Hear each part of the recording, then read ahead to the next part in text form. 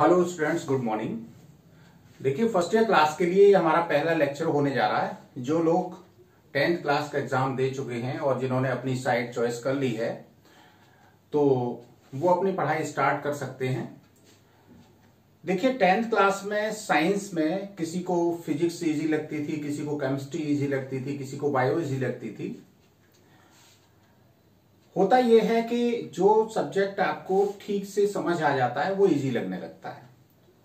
तो आप कोई ऐसी फहमी बना के ना रखें कि ये फिजिक्स इजी था, केमिस्ट्री टफ था, या केमिस्ट्री इजी था, फिजिक्स टफ था, या बायो बहुत इजी था। आप चीजों को अगर फंडामेंटल्स को क्लियर करेंगे तो कोई भी सब्जेक्ट आपको टफ नहीं लगने वाला है। तो इसलिए आप फंडामेंटल्स पर ध्यान दीजिए। दूसरी बात, आप चीजों को कंटिन्यूटी में रखिए।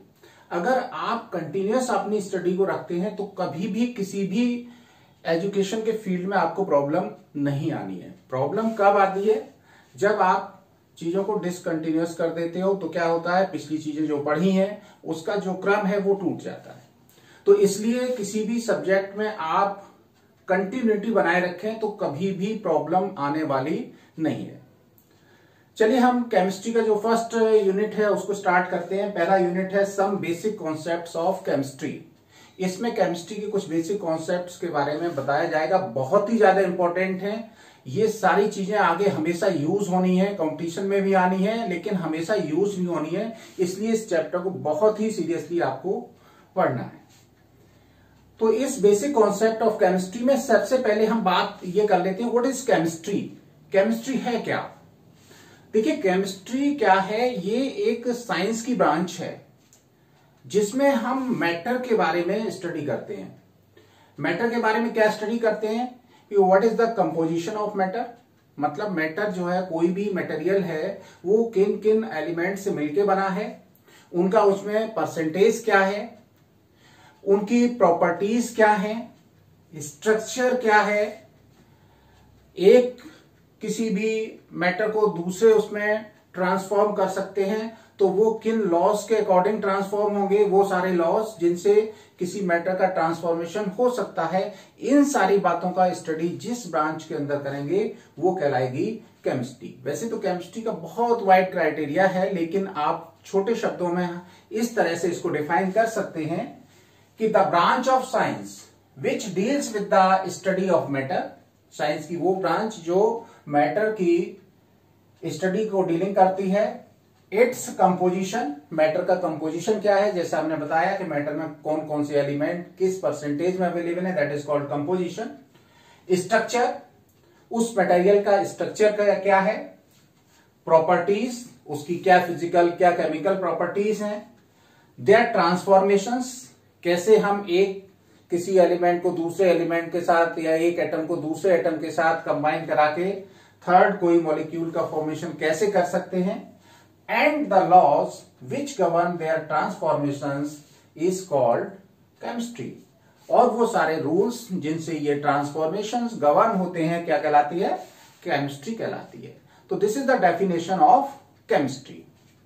अब बात आती है कि केमिस्ट्री का स्टडी क्यों किया जाए। बहुत से बच्चे सोचते हैं कि ये सब्जेक्ट्स हमको पढ़ाए जाते हैं, इनका क्या हमारी लाइफ में यूज भी है कि वैसे ही पढ़ाया जाता है।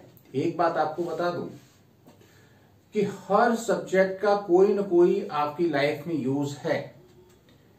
साइंस के सब्जेक्ट्स का मेनली आपकी डेली लाइफ में बहुत ज्यादा यूज है। फिजिक्स का ले लो, चाहे मैथमेटिक्स का ले लो, चाहे केमिस्ट्री का ले लो, और उसमें भी केमिस्ट्री का आपकी लाइफ में सीधा सीधा इंटरफेरेंस जो हमें देखने को मिलता है वो सबसे ज्यादा नजर आता है। ऐसा नहीं है, सभी सब्जेक्ट का अपना अपना डायरेक्ट और इनडायरेक्ट इंटरफेरेंस होता है, बट आपकी लाइफ में केमिस्ट्री का जो इंटरफेरेंस है वो सबसे ज्यादा है। तो हम उसके बारे में चर्चा करते हैं कि what is the scope of chemistry, why we need to study the chemistry. Chemistry को हम क्यों पढ़ें। तो आपको बता दें कि आपकी लाइफ में, लाइफ को इजी बनाने के लिए, हेल्दी बनाने के लिए, कंफर्टेबल बनाने के लिए केमिस्ट्री ने बहुत कुछ दिया है। आप सुबह जब से उठते हैं और शाम जब तक सो नहीं जाते तब तक आप कुछ न कुछ केमिस्ट्री से बनी चीजों का यूज करते ही करते हैं। जैसे सुबह आपने ब्रश किया, ब्रश जो बना है वो काय से बना है? नायलॉन के ब्रिस्टल्स होते हैं, पीवीसी का उसका हैंडल वगैरह होता है। ये सारे क्या है? पॉलीमर है। पेस्ट यूज किया, केमिकल है। सोप यूज किया, वो क्या है? वो भी एक केमिकल है, एक स्पेसिफिक केमिकल रिएक्शन से बनाया जा रहा है। आपने मग, बकेट, ये सारी चीजें यूज की, ये सब क्या है? पॉलीमर्स हैं, केमिस्ट्री की देन है। मैं ये पेन पकड़े खड़ा हूं, ये क्या है? ये भी एक पॉलीमर है। मैं जो कपड़े पहने हुए हूं वो क्या है? वो भी एक आपका थ्रेड है। थ्रेड वो किसी न किसी, देखिए सिंथेटिक थ्रेड्स ज्यादा यूज होते हैं आजकल। अगर केवल और केवल कॉटन को यूज किया जाए या रेशम को यूज किया जाए तो इस दुनिया के लोगों को कपड़े उपलब्ध नहीं हो पाते। तो हमारे पॉलिस्टर, नायलॉन, आपके टेरेलिन, डेक्ट्रॉन, इस तरह के तमाम पॉलीमर जो हैं जिनकी वजह से आज हमारी इस पॉपुलेशन को कपड़े उपलब्ध हो पा रहे हैं, वो भी बड़े रंग बिरंगे डाइस, तरह तरह की डाइस कलर करने के लिए आपको मिल रही हैं। ये सब क्या है? केमिस्ट्री की ही देन है। अगर कोई आप मेडिसिन लेते हैं तो मेडिसिन में क्या है? केमिस्ट्री का ही कंट्रीब्यूशन है। पहले क्या थे, लोग बीमारियों से मर जाते थे। मलेरिया जैसी बीमारी से लोगों की डेथ हो जाती थी। आज हमने क्या किया है? एंटीबायोटिक्स, एनाल्जेसिक, एंटी मलेरियल्स, इसके साथ ही साथ कैंसर को रोकने के लिए सिस्प्लेटिन और तमाम अपने कीमोथेरेपीज, रेडियोथेरेपीज, ये सब यूज करते हैं। तो इस तरह से केमिस्ट्री का हमारी लाइफ में हर जगह आपका कहीं न कहीं हस्तक्षेप है। पेन पेंसिल आप यूज कर रहे हो, उसमें इंक यूज कर रहे हो, आप जूते पहनते हो, बैग्स जो आप लेके चलते हो, इनमें सभी में क्या है? केमिस्ट्री का यूज है। ट्रांसपोर्टेशन में देख लीजिए, फ्यूल हैं, क्या है? फ्यूल सारे केमिकल्स हैं। इसके अलावा ट्रांसपोर्टेशन के लिए टायर एक जो इंपॉर्टेंट चीज है वो क्या है? वो भी किससे बना है? केमिकल से बना है। जैसे आपका टायर जो है ब्यूना एस रबर है, ब्यूना एम, ये भी आपके ऑटोमोबाइल इंडस्ट्री में यूज होने वाली रबर है। तो इस तरह के कई चीजें जो है वो केमिस्ट्री की ही देन है। बिल्डिंग मटेरियल्स, बिल्डिंग मटेरियल्स में सीमेंट हो गया, पीओपी हो गया, पेंट्स हो गए, और तमाम शो वाली चीजें जो घर में आजकल लगाई जाने लगी हैं, वो सारी क्या है? केमिस्ट्री की देन है। गाड़ियों के अंदर डेकोरेशन के लिए बहुत सारी चीजें लगती हैं, वो क्या है? केमिस्ट्री की देन है। इसके साथ साथ आज आप देख लीजिए, वार में हर दुनिया के पास न्यूक्लियर वेपन है। जिसके पास जितने ज्यादा न्यूक्लियर वेपन है वो उतना ज्यादा पावरफुल माना जा रहा है। ये क्या है? Nuclear weapon. ये केमिस्ट्री की देन है। तो आप अनगिनतन आपके केमिस्ट्री के जो है वो यूजेस आप और उनके स्कोप्स देख सकते हैं। तो ये सारी चीजें एग्रीकल्चर में देख लीजिए, इंसेक्टिसाइड्स, पेस्टिसाइड्स आपकी फसलों को क्या करते हैं? बचाते हैं, ज्यादा पैदावार होती है। हमने क्या किया? ऐसे सीड्स तैयार कर लिए जिसकी पैदावार ज्यादा होती है। पहले क्या था? बहुत कम पैदा होता था, जिससे जो पॉपुलेशन थी उसके लिए ही खाना नहीं हो पाता था। आज हमारे पास इतना ज्यादा प्रोडक्शन होने लगा है कि हम अपने साथ साथ और फॉरेन्स को भी सप्लाई करने लगे हैं। किसकी वजह से? केमिस्ट्री की वजह से। तो ये सारे स्कोप हैं केमिस्ट्री के, जिसकी वजह से हमें केमिस्ट्री की जानकारी होना जरूरी है। अब बात आती है कि केमिस्ट्री के साइड इफेक्ट्स क्या हैं। बहुत सारे साइड इफेक्ट्स भी हैं भाई। कोई चीज यूजफुल है तो उसके साइड इफेक्ट्स भी हैं। एसीज वगैरह हम यूज करते हैं, उसमें जो गैसें यूज होती हैं उससे क्या होता है? उससे हमारा पॉल्यूशन को प्रॉब्लम होता है। ओजोन लेयर जो है डिप्लेट होती है। इसी के साथ साथ इंसेक्टिसाइड्स वगैरह जो यूज करते हैं उससे क्या हो रहा है? तमाम प्रॉब्लम्स आ रही हैं इंसेक्टिसाइड्स वगैरह से कि फर्टिलिटी कम हो जाती है जानवरों में। पॉलीथीन बैग्स एक ड्रेनेज प्रॉब्लम पैदा कर रहे हैं हमारे लिए बहुत बड़ी। विनाइल क्लोराइड जिसका यूज हम पॉलीविनाइल क्लोराइड पीवीसी में करते हैं, ये लिवर कैंसर का कारण हो सकता है।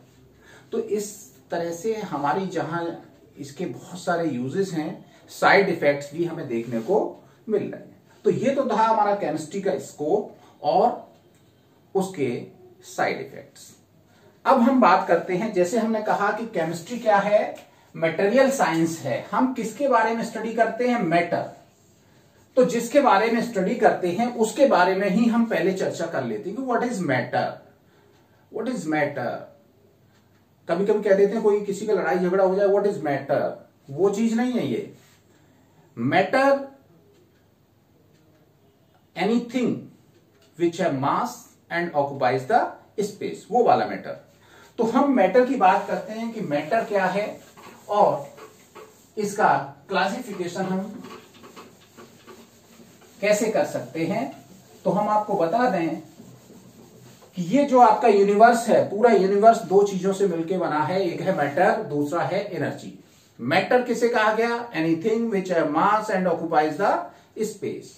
ऐसी कोई चीज जिसमें मास होता हो, जिसमें वॉल्यूम हो, मतलब जगह घेरती हो, उसको तो कह देंगे मैटर। जिसमें ना मास हो ना स्पेस ऑक्युपाई करती हो, केवल वर्किंग कैपेसिटी हो, दैट इज कॉल्ड एनर्जी।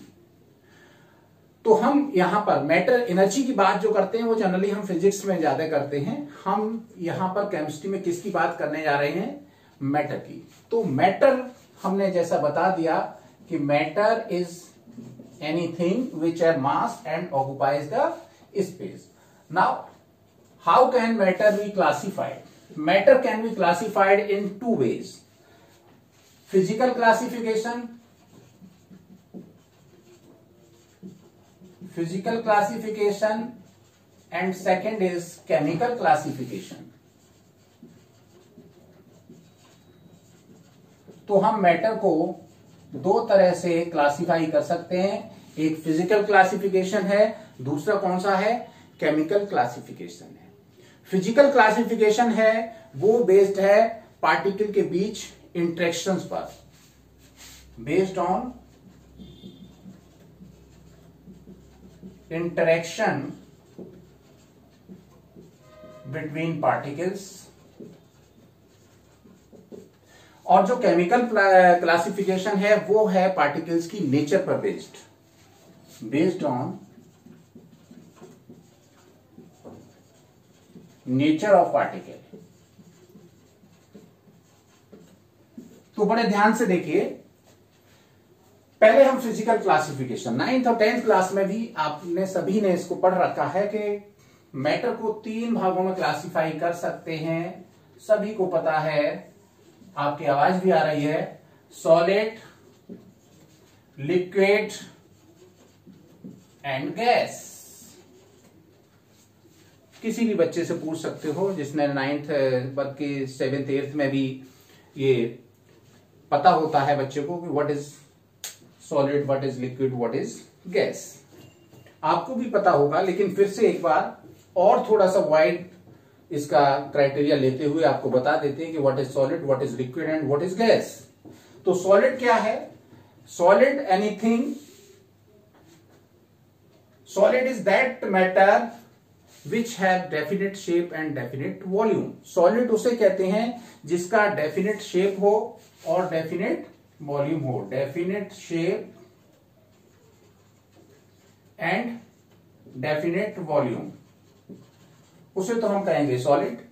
जैसे आपका ये मार्कर है, कैसा है, सॉलिड है, जिस शेप का है उसी का रहेगा। क्यों रहेगा ये बात बाद में करेंगे। लिक्विड, इसमें क्या होता है, डेफिनेट वॉल्यूम, डेफिनेट वॉल्यूम तो होता है, not definite shape, shape definite नहीं होती। जैसे वाटर है, अगर हमने वाटर को बोतल में रख लिया तो कैसा हो जाएगा, उस बोतल की शेप में उसकी जो है शेप आ जाएगी। अगर हम गिलास में रख लेंगे तो किस शेप में आ जाएगा, गिलास की शेप में आ जाएगा। अगर हम कप में रख लेंगे तो किस में आ जाएगा, कप की शेप में आ जाएगा। लेकिन अगर बोतल में 200 ml वाटर है तो वो गिलास में भी 200 रहेगा, कप में भी 200 ml ही रहेगा। तो उसका वॉल्यूम तो फिक्स होगा, लेकिन आपका शेप फिक्स नहीं रहेगा। गैस कुछ भी फिक्स नहीं होता है, neither shape nor volume, neither shape nor volume is definite। कुछ भी डेफिनेट नहीं है। गैस को अगर हम एक छोटे बर्तन में रखेंगे तो उसका वॉल्यूम ऑक्युपाई कर लेगा, अगर आप उसको बर्तन को खोल देंगे तो वो कमरे में अगर खोल दिया बर्तन तो पूरे कमरे का वॉल्यूम ऑक्युपाई कर लेगा। तो गैस का ना तो शेप डेफिनेट होता है ना वॉल्यूम डेफिनेट होता है। अब इनके एग्जाम्पल हमने बता दिया। सॉलिड में क्या ले सकते हैं, आपका वुड ले सकते हैं, आयरन ले सकते हैं, कॉपर ले सकते हैं, ये सारे क्या हैं, सॉलिड हैं। लिक्विड में हम क्या एग्जांपल ले सकते हैं, लिक्विड में आपका वाटर है, मिल्क है, ऑयल है। इसमें क्या है, हाइड्रोजन है, क्लोरीन है, ऑक्सीजन है, ये सारी क्या है, गैसें हैं। अब इनमें एक और इनकी विशेष प्रॉपर्टी देख लीजिए सॉलिड, लिक्विड और गैस की। सॉलिड में जो एक इंपॉर्टेंट प्रॉपर्टी है वो है रिजिडिटी। ये सॉलिड्स का एक बहुत ही इंपॉर्टेंट प्रॉपर्टी है रिजिडिटी। ये रिजिड होते हैं, मतलब कोई भी पार्टिकल अपनी जगह से मूव नहीं कर सकता, अपनी दृढ़ रहते हैं, अपनी जगह पे टिके रहते हैं, वो कहलाई रिजिडिटी। लिक्विड, इनमें जो इनका गुण है वही इनका अपोजिट में फ्लूइडिटी है। इसका बिल्कुल अपोजिट है कि इनमें बहने का गुण है। कोई भी पार्टिकल अपनी जगह फिक्स नहीं रहता है, हमेशा इनमें मूवमेंट होता रहता है। तो इनमें लिक्विड्स में फ्लूइडिटी की प्रॉपर्टी पाई जाती है। जबकि गैसों में डिफ्यूजन की प्रॉपर्टी पाई जाती है। अगर इन्हें बहुत ही टाइटली बंद करके रखें और जरा सा इनमें कहीं भी कोई भी जगह रह गई तो ये बाहर निकल जाएंगी। आपने कोई गैस सिलेंडर भर के आया और उसमें जरा सा भी उसका वाल्व ठीक नहीं है तो पता चला पूरा गैस सिलेंडर खाली हो जाएगा। तो वही डिफ्यूजन वाली प्रॉपर्टी किन में पाई जाती है, गैसेस में पाई जाती है। तो ये तो रही इनकी अलग अलग प्रॉपर्टीज। अब बात आती है कि सॉलिड्स, लिक्विड्स और गैसेस ये अलग अलग फॉर्म किसी भी मैटर की होती क्यों हैं। तो इसमें यहां पर खास बात आप सुन लीजिए, समझ लीजिए। दो चीजें होती हैं, एक होता है इंटरमॉलिक्यूलर इंटरेक्शन, मॉलिक्यूल के बीच लगने वाले इंटरेक्शंस, जिसकी वजह से मॉलिक्यूल पास पास आना चाहते हैं, रिजिडिटी को पैदा करते हैं। और एक होती है थर्मल एनर्जी, जिसकी वजह से कॉन्स्टिट्यूएंट पार्टिकल दूर भागना चाहते हैं। हर सब्सटेंस में किसी डेफिनेट टेम्परेचर पर कुछ डेफिनेट इंटरेक्शंस होते हैं और उनकी थर्मल एनर्जी भी डेफिनेट रहती है। हर एक की अलग अलग प्रॉपर्टी है। तो वो सब्सटेंसेस जिनका किसी पर्टिकुलर टेम्परेचर पर इंटरेक्शंस ज्यादा हैं, थर्मल एनर्जी कम है, वो सॉलिड हो गया।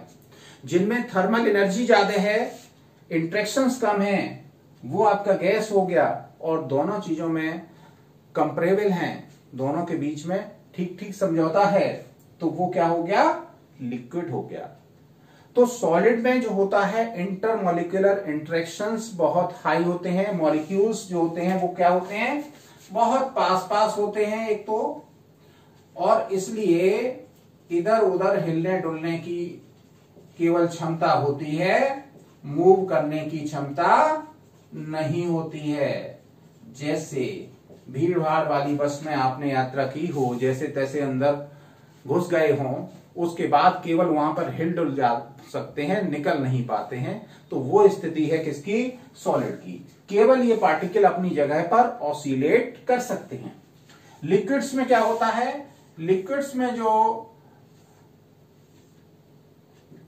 पार्टिकल्स होते हैं वो दूर दूर होते हैं और इनके बीच के जो इंटरेक्शन है in comparison of solids weak होते हैं।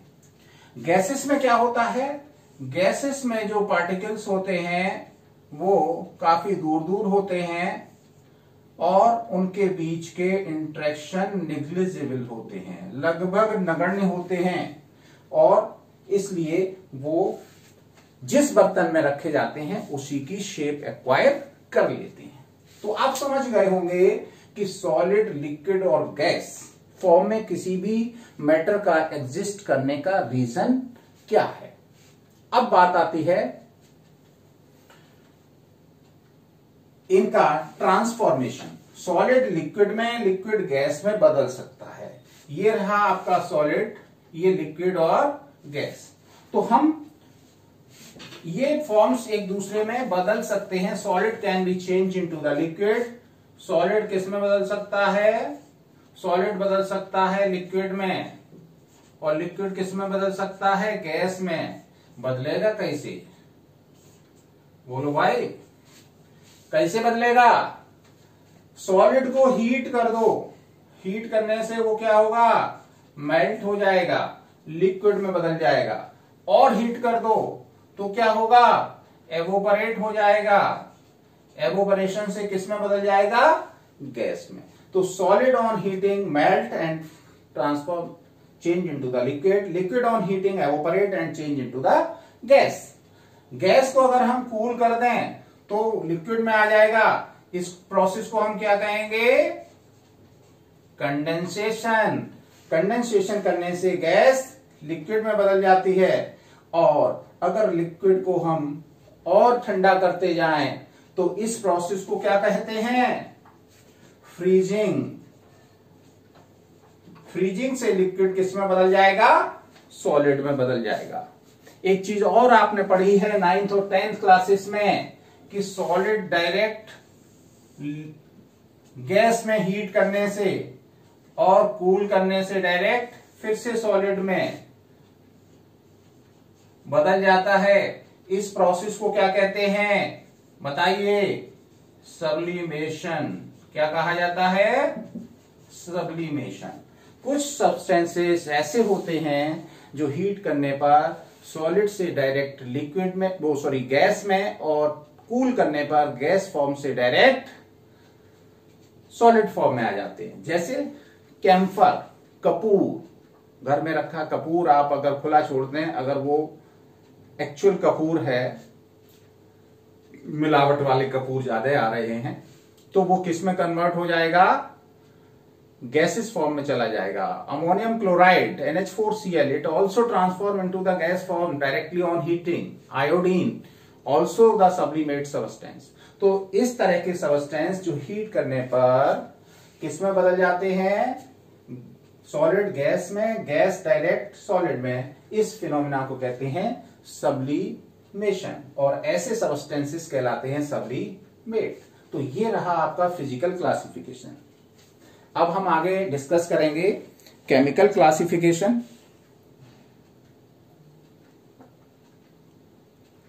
तो अब हम केमिकल क्लासिफिकेशन की बात करते हैं। केमिकली जो सब्सटेंस क्लासिफाई किए गए हैं वो दो भागों में किए गए हैं। एक तो है प्योर सब्सटेंस और दूसरा होता है, second one is mixture. Pure का मतलब क्या है? प्योर का मतलब है जो एक ही तरह के जिसमें पार्टिकल हों, कोई दूसरी तरह की मिलावट ना हो। ठीक है ना? दूसरी तरह की चीज उसमें ना मिली हो, वो कहलाता है प्योर। और दो या दो से ज्यादा चीजें मिक्सअप कर दी जाएं तो they are called mixtures.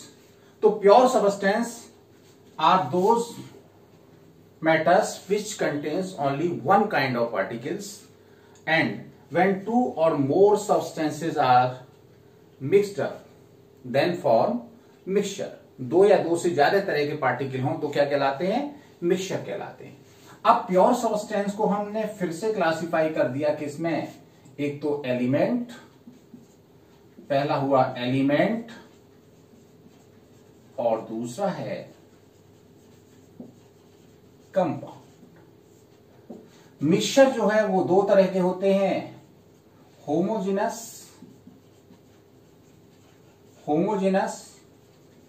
And heterogeneous.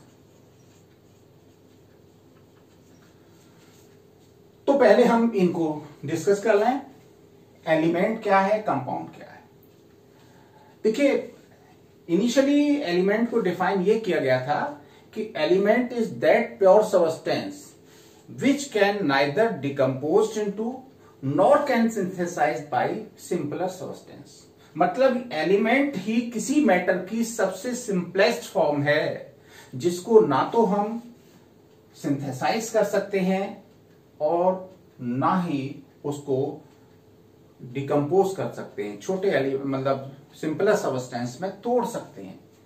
Element ही जो है वो सबसे सिंपलर फॉर्म है किसी भी मैटर की।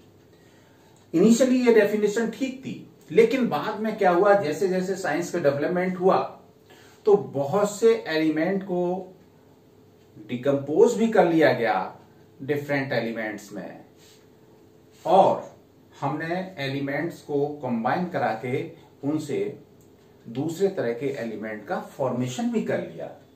इसलिए थोड़ा सा डेफिनेशन बदलना पड़ा। अब आजकल हम ये कहते हैं कि element is that pure substance which contains only one kind of particles, जिसमें एक ही तरह के पार्टिकल हों, वो सारे क्या कहलाएंगे, एलिमेंट कहलाएंगे। जैसे आपकी पीरियोडिक टेबल में 118 एलिमेंट्स हैं, hydrogen, nitrogen, oxygen, sulphur, phosphorus, ये सब क्या हैं, एलिमेंट हैं। अब एलिमेंट में आपके एटम्स भी आते हैं, मॉलिक्यूल्स भी आते हैं, ठीक है ना। हाइड्रोजन एक एलिमेंट है, लेकिन हाइड्रोजन के 3 डिफरेंट एटम्स हैं, प्रोटियम, ड्यूटीरियम, ट्राइटियम। जैसे कोई सेब ले लें आप, तो आपका कोई डिलीशियस सेब होता है कि कोई आपका ग्रीन एप्पल आता है, तरह तरह के एप्पल आते हैं, कोई रेड कलर का आता है, कोई येलो कलर का आता है, कोई ग्रीन कलर का आता है, तो वो है तो सारे एप्पल, लेकिन उनकी सबकी थोड़ी थोड़ी प्रॉपर्टीज अलग अलग हैं, लेकिन उनके अंदर पाए जाने वाले जो मेन आपके सब्सटेंसेस हैं वो लगभग एक जैसे होंगे। तो इसी तरह से एलिमेंट हाइड्रोजन है, हाइड्रोजन के 3 आपके जो प्रोटियम, ड्यूटीरियम, ट्राइटियम, इसमें क्या है, प्रोटॉन सब में बराबर है। तो एलिमेंट में एटम्स और मॉलिक्यूल्स सारे आते हैं, hydrogen, nitrogen, oxygen, sodium, iron, ये सब क्या हैं, एलिमेंट है। एलिमेंट को फिर से क्लासिफाई कर दिया गया है किसमें, 3 टाइप है, मेटल, दूसरा नॉन मेटल, और थर्ड वन इज मेटलॉइड। इसको भी आपने पढ़ रखा होगा। तो एलिमेंट के 3 अलग अलग फॉर्म हो गए, metals, non metals, metalloids. Metal किन्हें कहा गया, मेटल उन एलिमेंट्स को कहा गया जिनमें कुछ स्पेसिफिक कैरेक्टर, जैसे metallic lustre, malleability, ductility, heat and electrical conductivity, ये सारी प्रॉपर्टी जिनमें भी हैं वो कहलाए मेटल्स।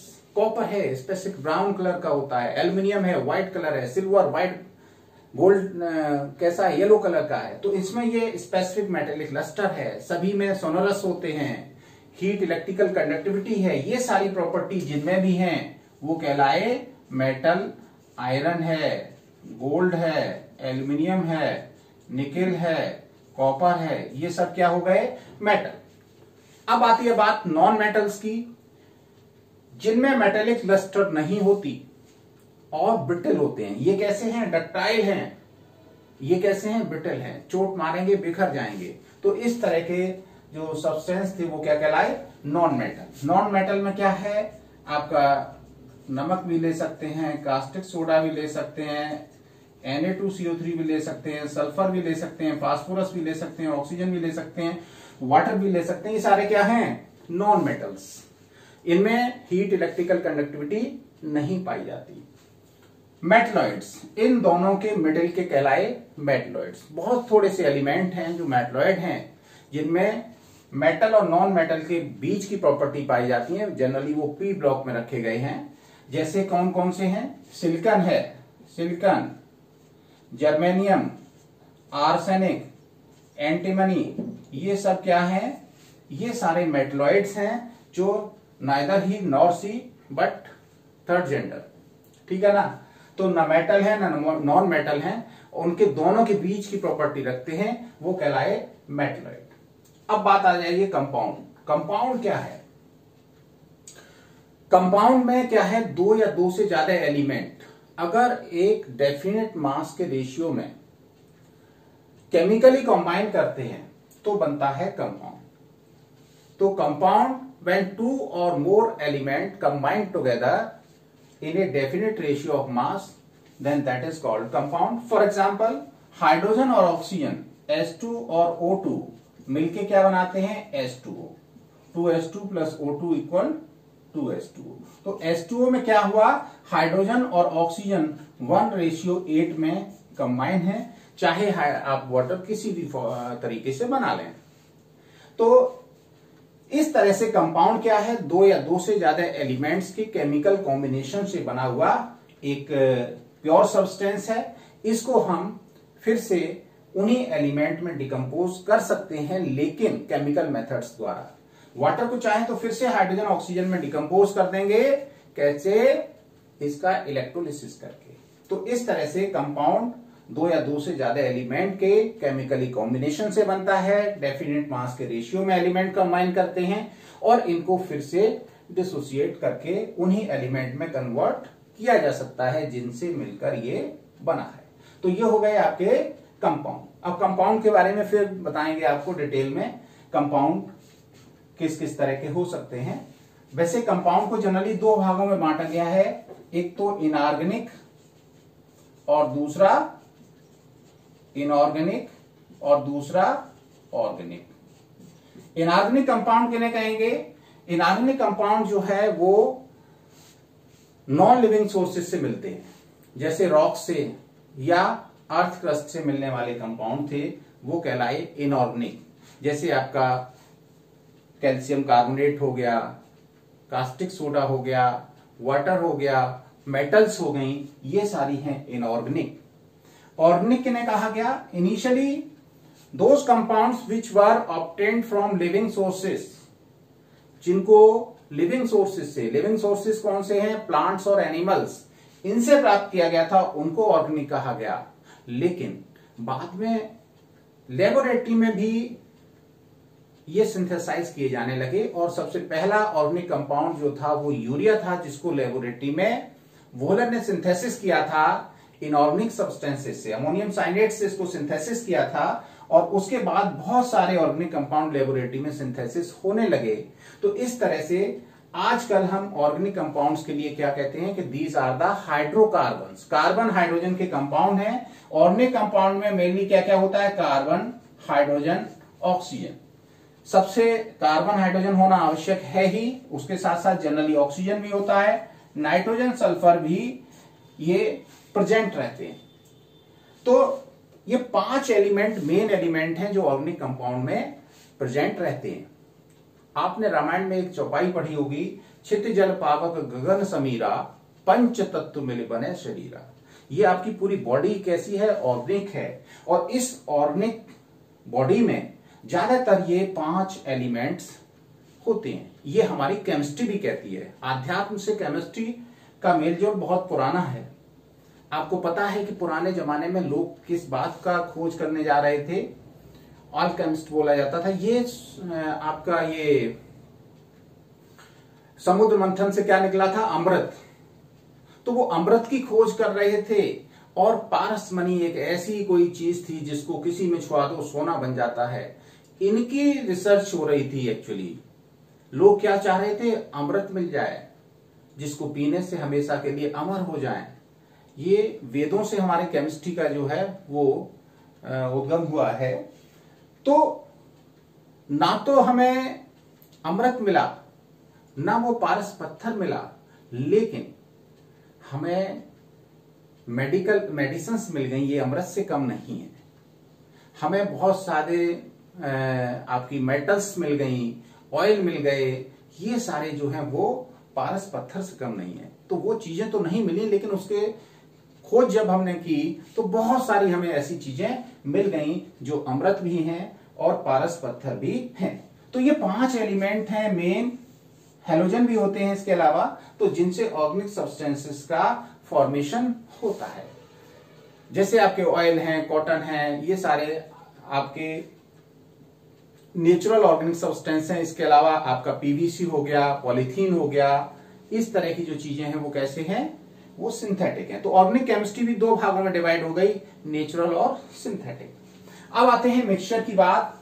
अगर 2 या 2 से ज्यादा प्योर सब्सटेंस आपस में किसी भी रेशियो में मिक्स कर दिए जाए तो बन जाता है मिक्सचर। मिक्सचर दो तरह का है, होमोजेनस एंड हेट्रोजेनस।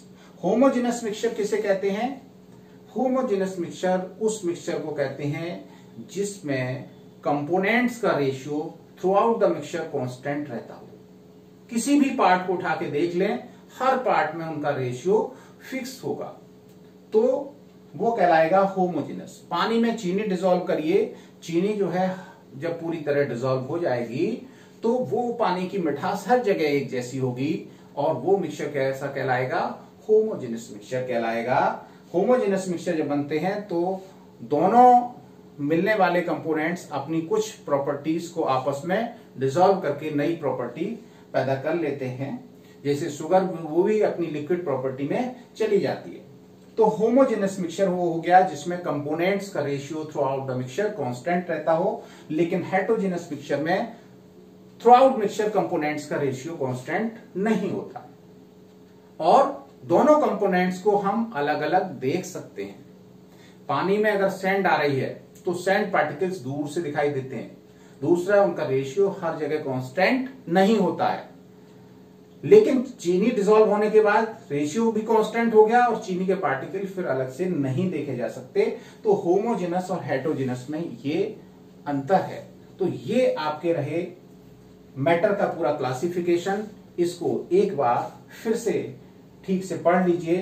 तो आप देखिए, इनके एग्जांपल और ले लेते हैं। होमोजेनस मिक्सचर में क्या हो गया? Sugar solution.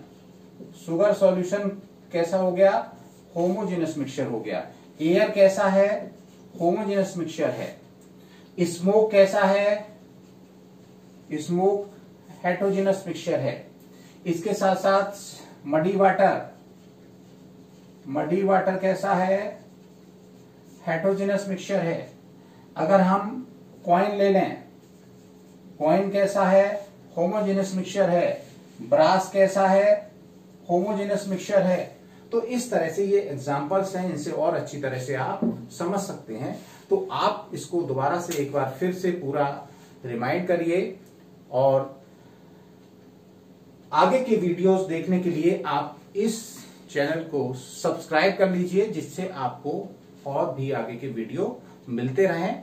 और एक जो मैंने बात शुरू में बताई थी कि आप अपनी पढ़ाई में कंटिन्यूटी रखिए। आप जो चाहेंगे वो आपको मिलेगा। सिर्फ एक ही मंत्र है, आपकी कंटिन्यूअस स्टडी। कंटिन्यूअस स्टडी तभी होगी जब कंटिन्यूअस स्टडी करेंगे तो आपको उसमें आनंद आने लगेगा। और जब आनंद आने लगे पढ़ाई में, समझ लीजिए आपका काम ठीक हो चुका है। Thank you.